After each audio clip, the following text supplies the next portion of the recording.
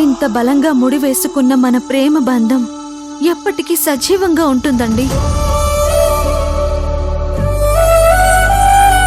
మీద నాకున్న ప్రేమను చూపించడానికి అక్షరాలు సరిపోవు మీనాక్షి. నువ్వు నా ఊపిరి మీనాక్షి, ఊపిరి. కానీ ఇదంతా మీనాక్షి అభి కలిసి ఆడిన నాటకం అని ఈరోజే నాకు అర్థమైంది.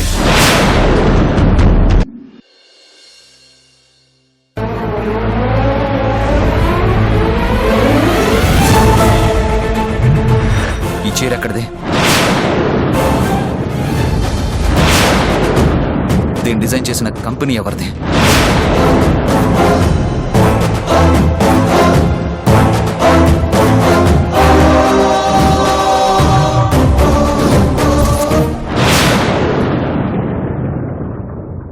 నా గెలుపు కోసం ఆరాటపడిపోయావు అనుకున్నాను. నన్ను గెలిపించడం కోసం ఎంతగానో కష్టపడిపోయావు అనుకున్నాను.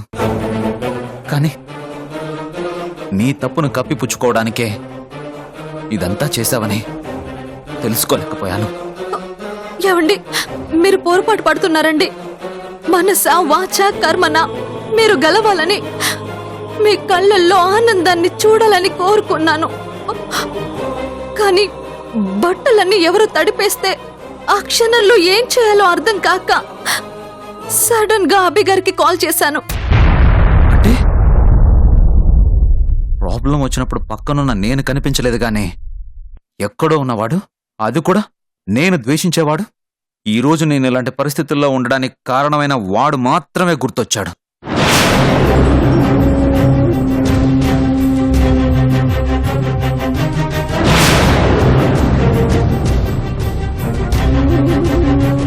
అబద్ధాలని అందంగానే చెప్తున్నావు, కానీ కొంచెం నమ్మేలా చెప్పు మీనాక్షి. అయ్యో, నేను చెప్పేది నిజమండి. అప్పుడక్కడ జరిగిన పరిస్థితులు వేరు. చెబితే మీరు అర్థం చేసుకునే పరిస్థితుల్లో కూడా లేరు. అందుకే మీకెలా చెప్పాలో అర్థం కాలేదు. కానీ ఎలాగైనా సరే మిమ్మల్ని గెలిపించాలని అభి గారి హెల్ప్ తీసుకున్నానే తప్ప మీరు గుర్తుకు రాకో లేకపోతే మిమ్మల్ని మోసం చేయాలనో కాదండి. దయచేసి అర్థం చేసుకోండి. ఏమన్నా అక్కడ జరిగిన పరిస్థితులు వేరు, వాటిని నేను అర్థం చేసుకునే పరిస్థితుల్లో లేనా? అంటే నేనేమన్నా మందు తాగి కింద దొర్లాడుతున్నానా అర్థం చేసుకునే పరిస్థితుల్లో లేకపోవడానికి? అయినా నేను అర్థం చేసుకోలేనంత పరిస్థితులు అక్కడ ఏం జరిగాయో నాకైతే అర్థం కావట్లేదు. చెప్పు మీనాక్షి, ఏంటి ఏంటి నేను అర్థం చేసుకోలేని ఆ పరిస్థితులేంటో చెప్పు. ఏవండి, అది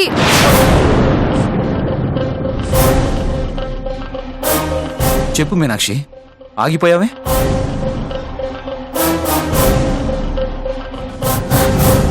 చెప్పలేవు, ఎందుకంటే నిజం చెప్పడానికి ఆధారాలు కావాలి.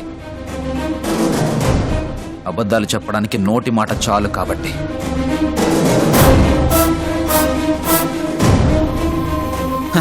వాడెవన్నా మంచోడని నిరూపించడానికి నువ్వు ఇంత నాటకం ఆడావని తెలిసాక ఏం మాట్లాడాలో కూడా అర్థం కావడం లేదు మీనాక్షి.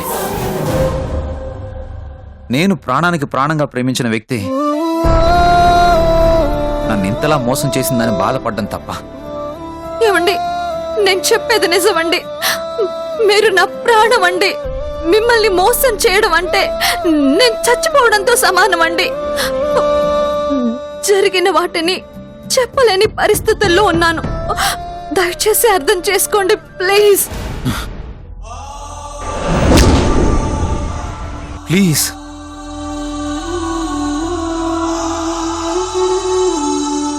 నువ్వు ఏం చేసినా, నన్ను ఎంత బాధ పెట్టినా సరే ఈ మనసులో నీ మీద ప్రేమ ఇంకా బతికే ఉంది. ఇలాంటి అబద్ధాలు నాటకాలతో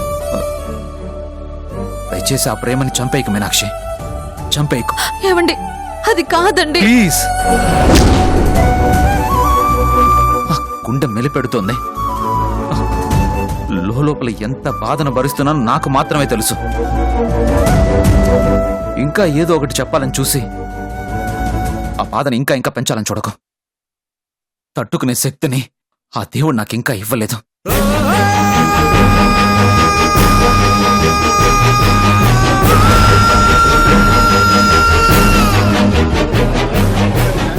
మనిషి మీద కోపం వస్తే పర్వాలేదు, ఏదో ఒక రోజు పోతుంది. అదే ద్వేషం వస్తే జీవితాంతం అలాగే ఉండిపోతుందని నువ్వే ఒకసారి చెప్పావు. మన మధ్య ఉన్న పరిస్థితుల్ని కోపం దగ్గర ఆపే. దయచేసి ద్వేషం దాకా తీసుకురాకు. రెక్కలొచ్చిన ప్రేమ నింగికి ఎగిరిందా, చుక్కలంటిన ఆశ నేలకు ఒరిగిందా. ఒక ప్రేమను కాదందమ్మా, ఇప్పుడింకో ప్రేమ, ఇక ఇంటికి రానందమ్మా ఎదరాజీనామా. కురిసే కన్నీరే వరదయ్యే వేళ,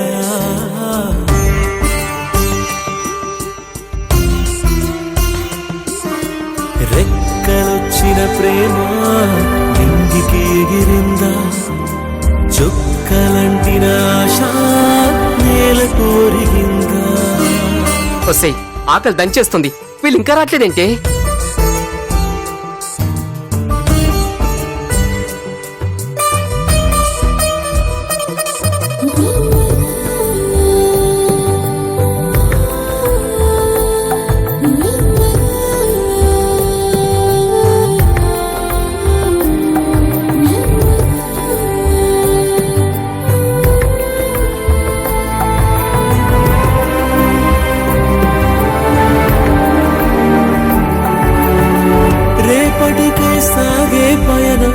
నిన్నటినే చూడని నయనం, గమ్యాలే మారే గమనం, ఆగదు ఏ మాత్రం.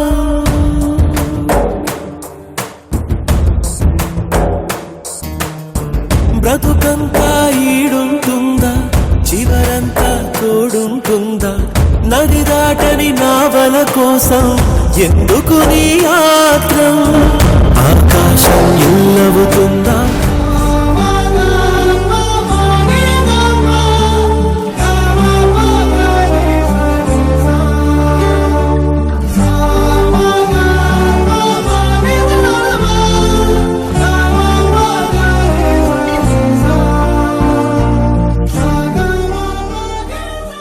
తోడుగా ఉంటే వెయ్యేళ్ళంటి మీనాక్షి, జన్మ జన్మలకి నువ్వే నా భార్యగా రావాలని కోరుకుంటున్నాను.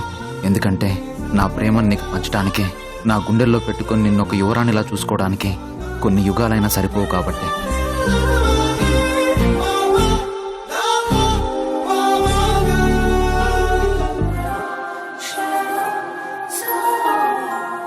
మీనాక్షి, నేను కేవలం నీ కోసం, నీ కంట్లో కన్నీళ్లు రాకుండా చూసుకోవడం కోసం మాత్రమే బతుకుతున్నాను.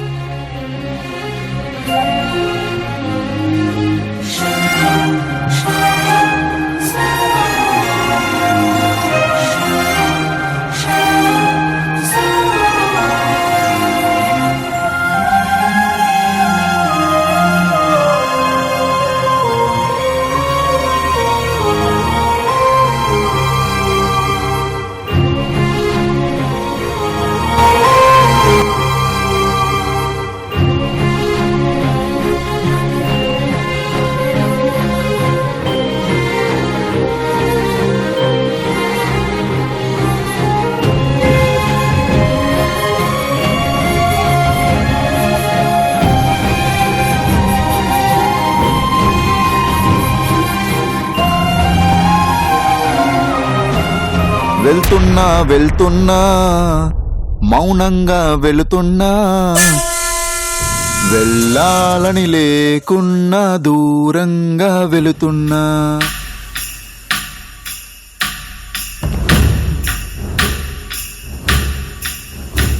నా మనసు నీ నీడలో వదిలేసి వెళుతున్నా, నా కన్నీళ్ళని నీ గుమ్మంలో ముగ్గేసి వెళుతున్నా.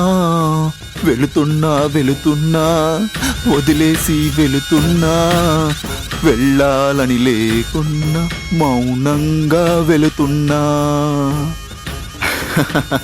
ఏంటి మీనాక్షిది, పద్ధతికి మారు పేరువి, ఇదేమన్నా పద్ధతా చెప్పు. అరే ఏంటి మీనాక్షి, సీతాకోక చిలుక లాంటి అంత అందమైన ముఖాన్ని అలా అమాయకంగా పెట్టావు. ఓ ఈ యదవ పద్ధతి అనే డైలాగ్ను వాడటం ఏంటి సిగ్గు లేకుండానా? ఏం లేదు మీనాక్షి, గుమ్మంలో నువ్వు అడుగుపెట్టినప్పుడు తో అని ఇండైరెక్ట్ గా నా ముఖం మీద ఉమ్మేసి లోపలికి ఎంటర్ అయ్యావు. ఉమ్మేసినప్పుడు నీ రియాక్షన్ ని చూసినోడ్ని కన్నీరే ఇక మిగిలింది నేస్తం, నువ్వు లేని నా బతుకే శూన్యం అని వెళ్ళిపోయేటప్పుడు నీ ఫేస్ లో రియాక్షన్ నేను చూడాలి కదా, లేకపోతే హట్ అవుతాను కదా. అర్థం చేసుకోరు.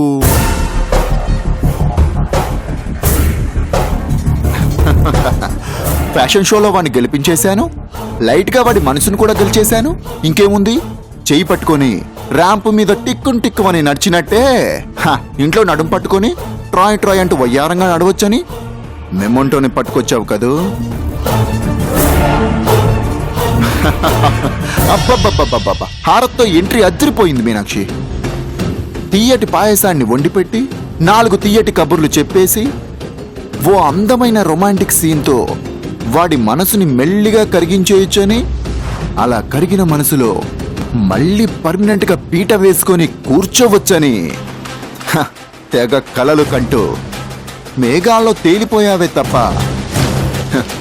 ఇలా వాడిపోయిన ముఖంతో ఇంకిపోయిన కన్నీళ్లతో చిలక ఏ తోడు లేక ఎటేపమ్మ ఒంటరి నడక అని పాట పాడుకుంటూ పాదయాత్ర చేసే సీన్ వస్తుందని అస్సలు ఎక్స్పెక్ట్ చేసి ఉండవు కదా.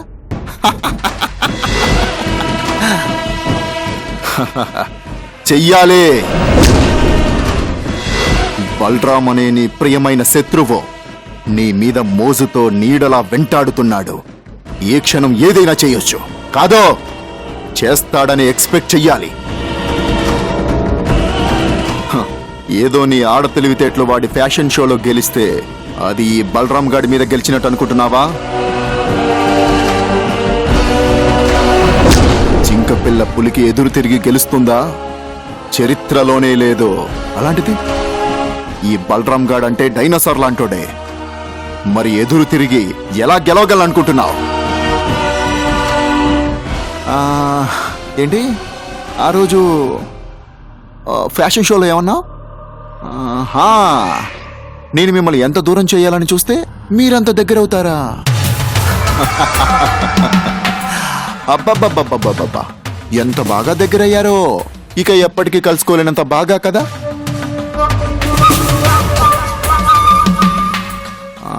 వాడిందాక ఒక మాట అన్నాడు, గుర్తుందిగా? ఒక మనిషి మీద ద్వేషం వేస్తే జీవితాంతం అలాగే ఉండిపోతుందని. ఆ ద్వేషానికి ఆజ్యం పోస్తాను. నీ ముఖాన్ని చూస్తేనే అసహించుకునే రేంజ్కి వాడిని తీసుకెళ్లిపోతాను.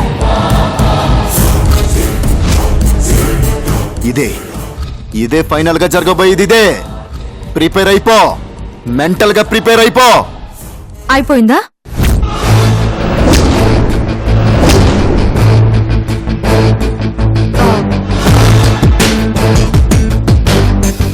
తీసుకో. నేను చెప్పే షాకింగ్ న్యూస్ విన్నాక నీకు ఆటోమేటిక్ గా చెమటలు పట్టేస్తాయి. అప్పుడు చాలా అవసరం. వద్దా? సరే.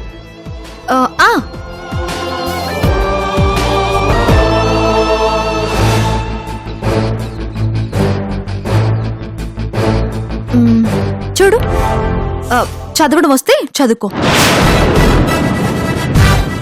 ఇదేంటో తెలుసా? ఆయన మనసులో నా మీదున్న ప్రేమ. చదువుకో. చదవడం రాదా? సరే, నేనే చదువుతా, విను. మీనాక్షి, నువ్వు తోడుగా ఉంటే 100 ఏళ్ళేంటి, 1000 ఏళ్ళైనా ఆనందంగా ఉంటాను. 1000 ఏళ్ళేంటి మీనాక్షి, జన్మ జన్మలకి నువ్వే నా భార్యగా రావాలని కోరుకుంటున్నాను. ఎందుకంటే నా ప్రేమను నీకు పంచడానికి, నా గుండెల్లో పెట్టుకుని నిన్నొక యువరాణిలా చూసుకోవడానికి కొన్ని యుగాలైనా సరిపోవు కాబట్టి. నా మీద నీకున్న ప్రేమ చెప్పడానికి అక్షరాలు సరిపోవు మీనాక్షి. నువ్వు నా ఊపిరి మీనాక్షి. నువ్వు ఎక్కడున్నా, నాతో ఉన్నా లేకున్నా, నీ మీద ప్రేమ మాత్రం ఎప్పటికీ పోదు. ఆ ప్రేమ ఎప్పటికీ చావదు మీనాక్షి. వీటిని ఆయన ఎప్పుడు రాశారో తెలుసా? ఇందాకే. అంటే ఆల్రెడీ మేమిద్దరం విడిపోయి దూరంగా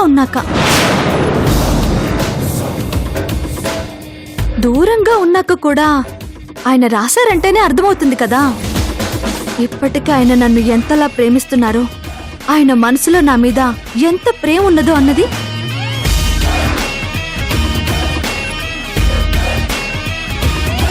ఇంత బలమైన ప్రేమని, ఇంత శక్తివంతమైన ప్రేమని నువ్వు ఇంకొక జన్మెత్తినా సరే చంపలేవు.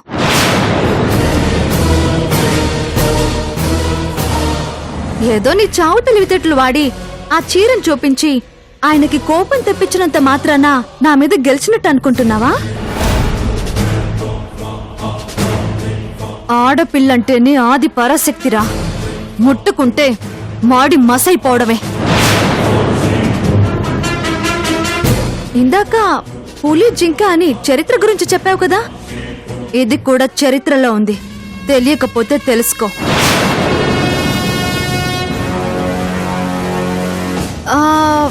అవును, ఇందాకేమన్నావు? అదేంటి?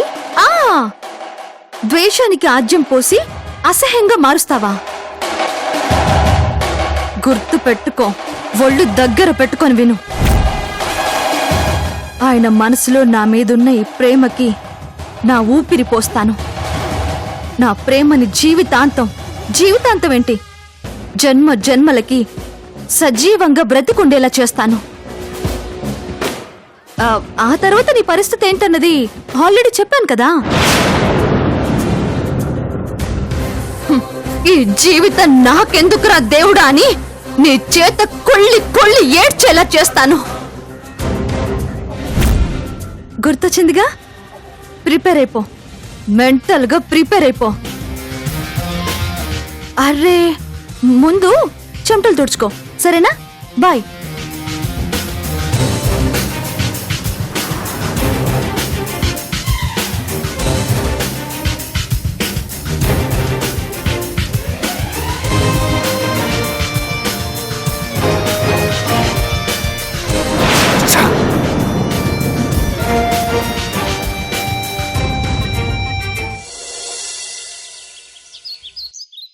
ఆగు సరస్వతి, నా మాట విను.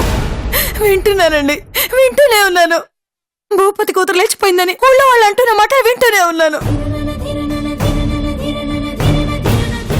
అమ్మ పూర్ణిమ అంటూ ప్రతిరోజు నిద్రలోంచి ఉలికిపడి లేచి మీరెంతగా ఏడుస్తున్నారో వింటూనే ఉన్నానండి. పైకి ఏడిస్తే నేను ఎక్కడ భయపడిపోతానని మీలో మీరే కొమిల పుత్తుల్లో లోపల ఎంత నరకం అనుభవిస్తున్నారో చూస్తూనే ఉన్నానండి.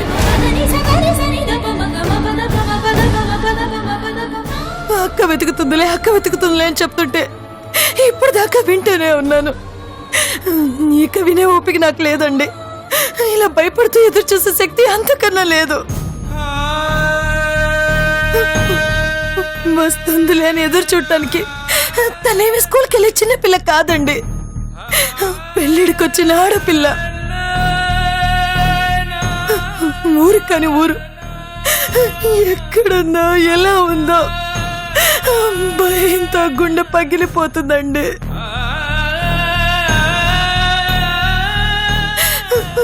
నా వల్ల కాదండి, నా వల్ల కాదు. ఇలా ప్రతి క్షణం చేస్తూ బతకడం నా వల్ల కాదు.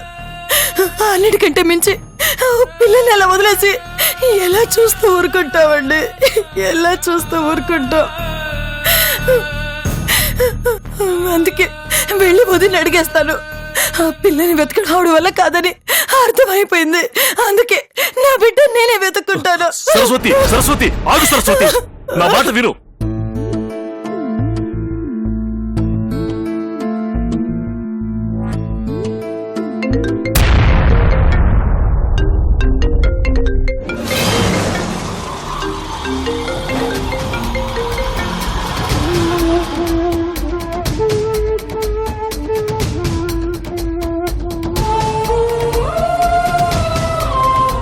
చెప్పండి అత్తయ్య.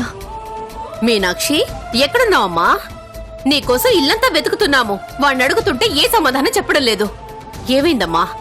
పొరపాటున మళ్ళీ ఏదైనా గొడవ జరిగిందా ఏంటి?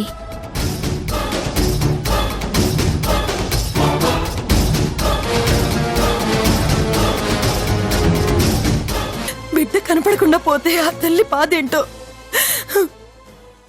బిడ్డలు లేని వాళ్ళకి అర్థం కాదు కదా.